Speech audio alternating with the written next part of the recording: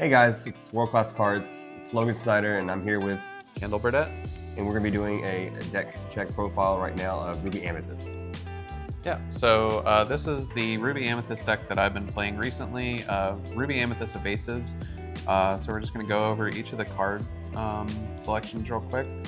To start off, there are 8 1-drops, 4 Turn-a-Box Followers, 4 Diablo Obedient Raven. These have just been staple 1-drops in Ruby Amethyst for the longest. Most notably though, there's only 8 1-drops. We're not including the Magic Broom right now. This was just to make space for other cards in the deck. But then moving on to 2-drops, there's not that many 2-drops. So there are 4 Ursula Mad Sea Witch. She is 2-drop inkable, 1/3 with Challenger 2. She was added to the deck to mostly combat Rhino right now in Amber Steel. Really just like a 2-drop, and when I say combat Rhino, it's obviously paired with Merlin Crab, which we'll get to in a second. But Ursula lives through the steel removal, let the Storm Rage on, and strength as long as they don't have 3 or more characters. And then when paired with Crab, lets us take out the shifted Rhino, but it's also great just to challenge other things, like she trades with their 2-drop Smee, trades with Naveen, and even can, like, if they are on the Robin Hood shift line, again paired with Crab, just like trading with the Robin Hood as well. It's pretty great. Moving on to 3-drops, 3 Madam M Fox, 4 Merlin Crab, and 4 Peter Pan Shadowfinders. The Crabs are mostly in here to either, again, pair with Ursula or Diablo or in the early game to help fight the aggressive strategies. And Fox, again, Fox is in here. This is the evasives list, so we're not too worried about bouncing stuff. But however, the Fox is there to protect us against mostly Daisy decks, and then also some location protection as well when paired with Merlin Crab. So yeah, but a lot of times Fox will be ink, and because again, we're not too concerned about bouncing things too much in the evasives deck, we mostly just want to curve out. For 4-drops, there are 2 Iagos and 4 Genies. Really, like I said, you're really wanting to curve like 1, 2, 3, 4. For Genie, Genie is kind of doing his best for a rabbit impression. Like, he only draws 1 card when coming into play, not when he leaves. But he is evasive in Quest for 2, so it helps put pressure on the opponent. Iagos are really great in any Ruby matchup, especially the Mirror, to help fight the other evasives. He's not the greatest into Steel, but if you do have Peter Pan out, he does give Iago Rush. And so even against Steel decks, if you're able to rush in Iago and trade with something right off the rip, then it's fine if he dies to a Steel removal after that, because you already got the value out of Iago. So again, like, the whole synergy with the deck is mostly relying on Peter Pan to give your evasives rush, and then we play a bunch of evasives. Genie, Iago, we'll get to some other ones in a second here, but yeah. Yeah, so going for 5-drops here, we have Elsa and 2 Mauis. Elsa, again, evasive, but she is, again, a big synergy part of the deck because she will tap down characters. This is great for the Maui Sharks that we have in our deck that we'll eventually get to, what the whole deck is basically centered around. And then we have a couple Mauis here, which have always been like 2-for-1s against very aggressive strategies, but again, mostly in here to protect us against locations, namely McDuck Manor against any of the Sapphire decks, whether that's Blue Steel or Ruby Sapphire. For 6-drops, there are 6 Maui Sharks, which, again, what the whole deck is built around. Maui Shark is evasive, so when paired with Peter Pan Shadowfinder, he has Rush. So anytime you have a Peter Pan Shadowfinder in play, and then you're coming up on 6 ink or have 6 ink in play, your opponents kind of have to respect that you're going to play a Shark out It's going to have rush. It's going to be able to get back in action from your discard.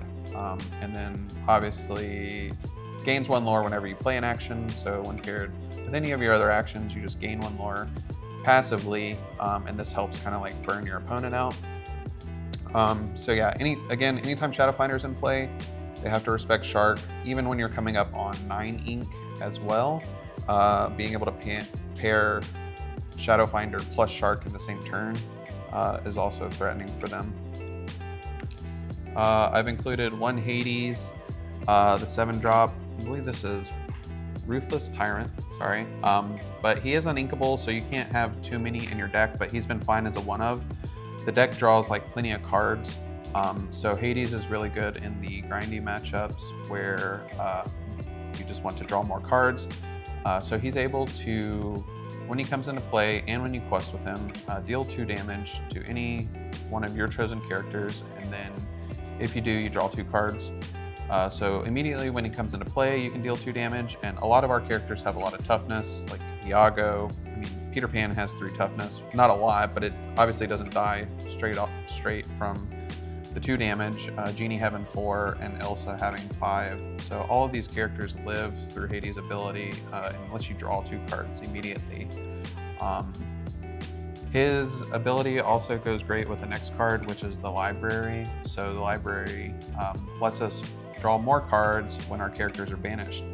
So if we have a character like, let's say, Diablo in the library, and then we play Hades, Hades deals 2 damage to our Diablo. Diablo is going to draw a card when he's banished. We also get to draw a card off of the library when that character's banished, and we draw 2 cards off of Hades. So just for Hades doing 2 damage to a Diablo inside a library, we get to draw 4 cards. So it's a great way to refill your hand back up. The next part are just all these actions.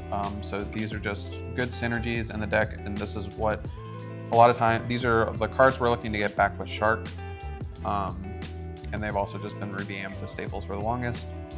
So 4 friends on the other side. I don't know, it's been in the game since set 1, so it's inkable, singable, draw 2 cards. Great way to refill your hand. Awesome to play Peter Pan on turn 3, maybe rush something, if not, whatever, but then he gets to sing friends on the other side, and because he's evasive, he's kind of protected just to sing friends freely. Only 3 copies of Brawl. Ever since the Hiram ban, you've been able to kind of trim on Brawls because we haven't had to have an answer for Hiram. But I would say like 2 to 3 is kind of mandatory, especially against all the aggressive decks. So against like Amber Steel, you still want to have these Brawls available sometimes. Ursula 3 and Ariel, or preventing any sort of shift line as well. We have 2 Finders Keepers. Again, it's a great card to get back off of Maui Shark if you're afforded the opportunity to. Pay 5 to draw 3 is very powerful, refill your hand again, but it can be kind of slow. But in the slower matchups, when you get it back with Shark, it's just great to refill your hand off of that. 1 Dragonfire. You don't need too many of these. It's very expensive. It's uninkable. But I found it to just be great to get back with Maui Shark a lot of times, just as like a silver bullet, essentially, against any kind of character that is generally hard to take out. It's mostly in here for opposing Maui Sharks, but even hitting a Robin Hood, hitting a Shift Cinderella, something like that normally we can't trade with, or if they're going to get a card out of it or something, it's better just to hit it with Dragonfire. But yeah, the original intent for it was for the mirror match and versus the red-blue DKP deck to just hit opposing Maui Sharks. 3 Pirate's Life. Pirate's Life has just been a staple when paired with Maui Shark. It's great for stabilizing against the aggressive decks. If you can play a Pirate's Life out, rush in a Maui Shark, get back Pirate's Life, and then sing it out again, you're generally in a great spot. But yeah, this is our stabilizing tool against the aggressive decks, but then it also lets us be aggressive against the more controlling decks to try to burn them out with Maui Shark. So again, like, you gain 2 lore, they lose 2 lore, but then when paired with Maui Shark, you're gonna gain 3, they lose 2. This doubles up with multiple Maui Sharks as well. But if you have multiple Maui Sharks, in play, you're probably winning anyways. And then the last cards are for Be Prepared. Be Prepared, again, just the board wipe that every Ruby deck needs. I would say it's been great having the one of Hades in the deck because Hades can now sing Be Prepared. It's been a long time since Ruby Amethyst has played a singer for Be Prepared. But this is why I've kind of gone into with the library. We can get in that a little bit, but Hades being able to, you can play a library down, move everything into the library, and then sing Be Prep with Hades, draw a bunch of cards off the library that way, and then you're still left with the library in play. But yeah, overall, this is the deck for now, and yeah, I guess we can talk about a couple different tech options. So just like a lot of people, why do you think right now, when it comes to RP, because you've played a lot of different versions, I've played a lot of different versions, but why do you believe the evasive package is right for the meta now? I just feel that like the evasive deck, just giving everything rush with like Peter Pan, Iago's, Genies, Elsa, everything has rush. So the format, or formats I should say, the game just slowly over time has become more aggressive. And so you need to be able to just like answer characters as soon as they're sideways and quested, and rush, the ability with rush allows you to do that. So you don't ever want their characters to be questing more than once. So with the traditional Ruby Amethyst, it's great in a lot of slower matchups, but a lot of the aggro decks have become faster and faster, and so like this makes Be Prepared worse even, at least in Ruby Amethyst, because we can't ramp to it. So you need to just be able to answer the threats immediately as soon as they've quested. So I think that's why I prefer the evasive list for now. I think it kind of gives RP another step. My real question is, do you feel like we still need 4 repreps in this current meta? I would play like no less than 3. I know they can get kind of clogged in your hand sometimes, but I think the deck is still very reliant on Be Prepared, just as to have a reset button, or generally in the early game you tried to like answer a bunch of their threats and accrue some card advantage by either playing friends or finders keepers. Once any other deck has kind of overextended and used a lot of their resources, if you just play Be Prep to reset the board, and then you're able to answer 1 or 2 cards as they play them out after Be Prepared. So I think, again, yeah, like I would say 3 to 4 is still like my ideal number. And then anytime you're playing locations, and I'm playing the 3 libraries, but even if you're playing Queen's Castle, the more locations you play, the better Be Prepared gets. Yeah, I agree with that. I want to say in the mirror matches, because it seems like RP is kind of surfacing again. I know there's a lot of other meta decks now, but do you ever foresee you playing rabbits again over Genies? Well, right now, I mean, again, Genie pairs with Shadowfinder to come into play and have rush. At one point, I was playing Lumiere in the 2-drop slot, so giving Elsa or Genie 3 power and rush when it came into play was pretty great. I'm a fan of Rabbit because it does like draw more cards. But sometimes you just do want to have a character that can threaten other evasives. Like the biggest evasive threat right now is Diablo. So you have infinite, not only do you have the brawls, but you have Genie, you have Elsa, you have Peter Pan Shadowfinder, and you even have Iago to try to help combat Diablo. We won't have to deal with him too much longer because he'll be hopefully rotating out. We don't know quite yet, but I would like prefer Rabbit a lot of times just to draw more cards, but like as you can see, like we only have 3 Madam M Fox, and we don't have any of the Madam M Snakes. So a lot of where Rabbit got its value was when the format was a lot slower. You could afford to play a Rabbit on 4, and then on turn 5 you could sing Friends, and then you would bounce it with Snake, plus play another 3-drop on turn 5. A lot of times now, because the format is so aggressive, you're not afforded that opportunity to like sing Friends, bounce a Rabbit, play another 3-drop. You're having to like play an Elsa on turn 5 to tap another one of their characters and try to just trade off on the board as clear much the as you board out. can and stabilize early. My other question is, I like that you're playing Ursula. Have you ever thought about with Steel Song kind of ramping up to play the shift line or Ursula? Yeah, so the shift Ursula, I did think about. It's great that it's inkable and you can threaten the shift. I believe it's a 4/7 and it quests for 3. And then the other synergy that it could bring with the deck is that when she quests, she does exert another character.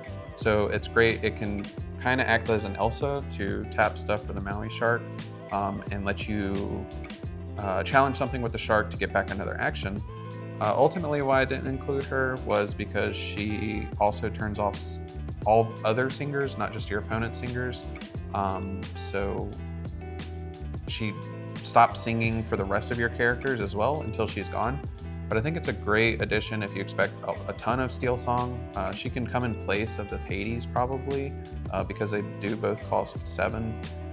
But even if you wanted to keep the Hades, I think maybe trimming down on something like 1 Fox, you could include the Ursula as well. Obviously not the same cost, but it is still inkable. You're keeping the same ratio of inkable to uninkables. Yeah. What's the uninkable count right now? What is it? I believe this is 14, which... That's a good standard number to be uninkable. Yeah, I wouldn't play any more than that. Is it? So 4, 8, 9, 13. Is it? Maybe I can't count too much. 4, 8, That's 12, 9, 13. I count 10, 13. 11, 12, 13. So 14, sorry, with Dragonfire. Yeah, so 14 uninkables, which I wouldn't play more of, and that is a little high, but a lot of these cards, like the deck draws a lot of cards, so as long as you have an okay curve early, which we'll get into some hand alterations, but you know, Genie is uninkable, but he cycles, so he comes in and play, draw a card. We have Finders Keepers, we have Friends on the other side.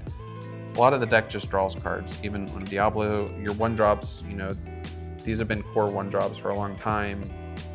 They're just included in the deck because they do cycle themselves as well. So, yeah. We'll have one last thing to add. I like the pace of it, but I really do feel like Lumineer still has some play with the current meta. Yeah. If someone wanted to change something, what would they change? Because I understand why you have this now with the current meta.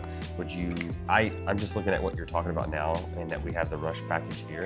Would you ever maybe change some of the 1-drops or maybe cut the Madame M for the Lumineers just to give a better boost to our evasive package? Yeah, so I don't think Madame M is quite needed. A lot of people cut this out sometimes, and some people even cut Maui's out sometimes, as long as you just have the Elsas in play. Yeah. So some flex slots that I think, you know, kind of be versatile with are the Madame M Fox, the Maui's, and then your 2-drops. I would like to include maybe more 1-drops, so you would probably be bringing in Magic Broom, you know, maybe 10 1-drops or the full 12. Because again, like the 1-drops are just very powerful to be able to have some early board presence and then to draw a card whenever you're finished with them. Lumiere, I think, can still be great. Again, Ursula was just added because I expected a lot of rhinos.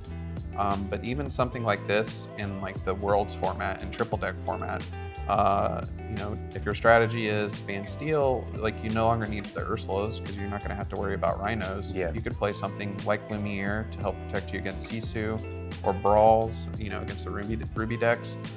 You could even, if you're not playing against any steel, you could again try to play Flynn Rider and then even like Sisu, the 3-drop Sisu. And I feel like have that old curve of Flynn Rider. No, and I feel like in that format, if you can choose to ban steel, that it's very optimal. Because I think you can get a lot of free lore from that. Yeah, I mean, so this is just like this is obviously just a list built, you know, to go into an open format. Like I played this at the most recent tournaments at Charlie's collectible show, so I played it in the 11K and the 2K on Sunday. But that's obviously an open tournament structure. You don't know what you're going to play against. I think steel is very popular in the meta right now, so that's why I went with the Ursula. I have a question for you, and then a question for myself is, if you were going to Worlds, what would your lineups be? I would consider playing red purple, but then that probably means I have to play amber steel and then maybe blue green items. But I think that red blue items or shark paired with purple steel dock and green yellow discard would probably be like my main pick. Yeah, I would probably go, as much as I love RP, I would probably go red blue. I would go green purple for discard and control, and then I would play the official Amber Steel songs. I think that that lineup's great. I think depending on which way they go, you can kind of pivot your style and your play to what you ban, to what they have, and then choose from there. You good, Omar?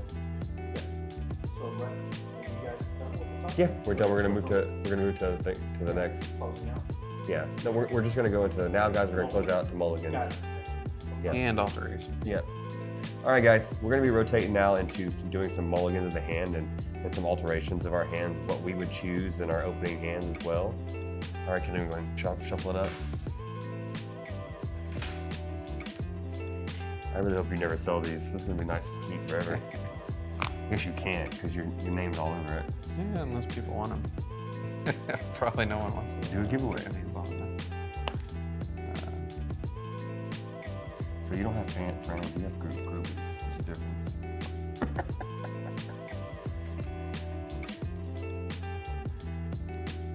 All right, guys, now we're going through the mulligan stage of this. So we're gonna pick and choose different matchups and tell you what we would mulligan and why we would start with the cards. All right, well, hopefully we're shuffled up good enough here. 5, 6, 7. All right, so randomly, we'll just say we're gonna be playing green steel. So Kendall, knowing you're playing green steel, we are first to play. What would you keep? So playing against green steel, I mean, you really want to have Brawl or Peter Pan, which this hand does not have. So you might. The thing I like about the hand is, one, there's no song in here, so we don't have to worry about Ursula. Like Friends, we can obviously ink against green steel, but you do run the risk if you over mulligan to mulligan into a be prepared, or sorry, alter into a be prepared, which obviously isn't the greatest against Ursula. So on the play, I think you're fine to keep some number of the 1-drops, specifically Churnabox followers, because if they don't shift into, you're on the play, and so they can't shift Diablo and sing Let the Storm Rage onto your Churnabox followers. So really here, again, we're trying to look for Brawl and Peter Pan Shadowfinder to have an early answer for Diablo. Would you keep your 1 and 2 drops and send everything back, or what would you do? Yeah, having to think about it. I like potentially even having Elsa as like a later answer as well. Yeah. I don't want to mulligan. I don't want to alter too much because of threat of over altering into be prepared. Would you say three cards maximum? Yeah, probably about three to 4. And so with that, I would keep, like on the play, I'm keeping a Churnabox followers, but we can also keep Diablo plus Merlin. This can trade with an Ursula and still draw a card as well. So I would probably maybe keep these 3, and potentially the Elsa. On the play, I'm probably more likely to keep Elsa. On the draw, I would not keep the Elsa. So let's just say, like on the draw, I'm more likely to keep these. Okay. And we would get rid of these 4. Let me go to the bottom. So 1, 2, 3, 4. And so on the 4th card here, we did hit the Peter Pan Shadowfinder, which is great to have against Diablo. On the play, I would lead out with Churnabox followers. That way we can immediately cycle it for a card. On the draw, if they don't play a 1-drop Diablo, you could still play the Churnabox followers. But if they do play a 1-drop Diablo, you don't want to play the Churnabox followers out because, again, they could snipe it with a removal spell and you don't get the card for it. So more than likely on the draw it would be ink if they let on Diablo. On the play, you would play it out. And then the other important note is you do have friends on the other side, which would normally be great against the discard strategy. However, if they peep your hand with the 1-drop Diablo, they know that they can play an Ursula to snipe the friends on the other side. So more than likely, this is going to be ink, even if they don't play the Diablo, because if they didn't play a Diablo, it probably means that they at least have an Ursula on turn 2. So we will fade getting a card removed from Ursula by inking friends early on as well. So with this hand, before we go, so you would turn 1, ink friends, play Trinabog, and then your setup 2, turn 2 play is perfect because you would just do Ursula, right? Just to have a body out there for now. So I would probably on turn 2. So on turn 1, I would ink friends, play Trinabog's followers on the play. It would depend on what we draw on the next turn, but more than likely, I would probably even ink the Ursula on turn 2 and play out the Diablo. Just to have the more draw package. Yeah, the Diablo when paired with Crab, or even if they play a removal spell, this is going to be guaranteed a card. But you do want to kind of keep your hand healthy. So like playing something like an Ursula, that's not going to replace itself. They don't have too many characters early on that you really care about to trade with for Ursula, at least. She can challenge another Ursula, but you have plenty of things. Like Ursula is just a 1/3, so you don't really need to get rid of that. And then the other thing is probably like trading with a Pete. But again, I don't think you care too much. So I think Diablo and Crab can still do the same impression that Ursula can. I agree. So. Would you say that right now, kind of in the scenarios that you're going first, is kind of like your ink choices as you're going through? Yeah, these would be the ink mostly early on, and then obviously depending on what you draw. But I would be using these as the early game. Yeah. Got it. Let's see what we draw. Yeah. So the first couple draws, another Shadow Finder, Brawl, which is really Brawl, and another Friends. So this is great, like having extra answers for Diablo, because we know discard players like to play multiple Diablos. So, you know, having an extra Peter Pan and a Brawl are great. And then this being our third draw, like the third or fourth turn into the game, this means that more than likely we're going to be able to sing this one because it'll be past turn 2.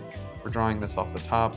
We ideally have a Shadow Finder or the Merlin Crab in play, so we'll be able to freely sing Friends on the other side. Got it. Okay. All right, shuffle up. Let's just say red, blue, the next one.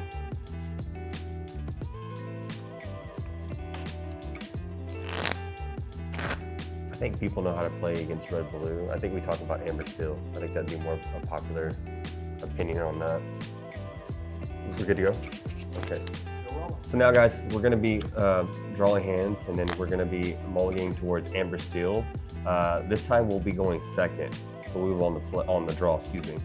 Okay. Yeah. So this is our opening 7 on the draw against amber steel. Now, is this?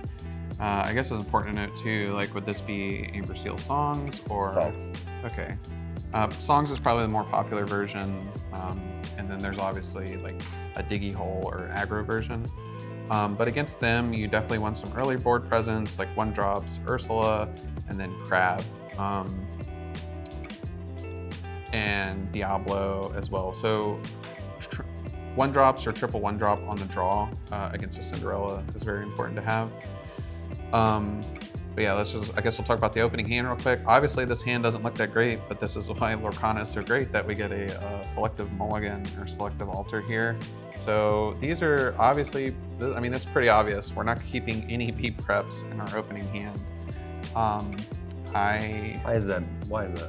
Well, against Steel Song, they're probably going to play a whole new world before you even get to turn 7. If you do get to turn 7 before they've played a whole new world, you're probably winning the game anyways. It generally means that they bricked on their aerial, or you had an answer for aerial. They don't have a singer to sing whole new world.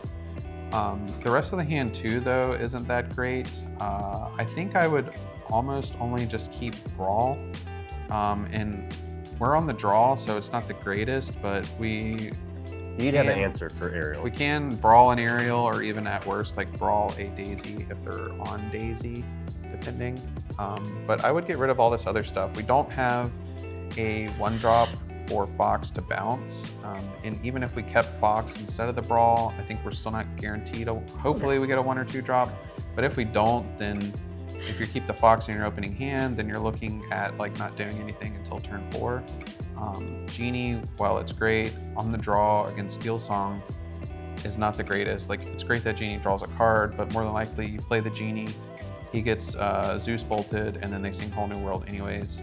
So we don't really need to worry about like drawing early into the opening hand.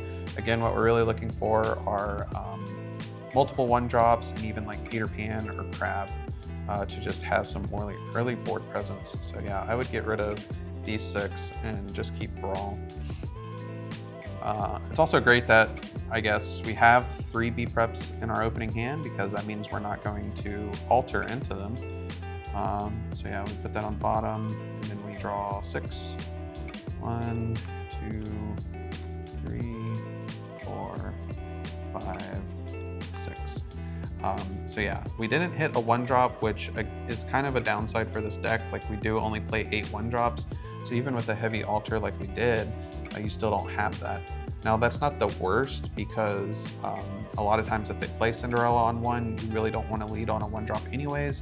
You would play 2 1-drops on turn 2 against a Cinderella on turn 1 when you're on the draw. But we do have Ursula, and so Ursula again has been added for Steel Song.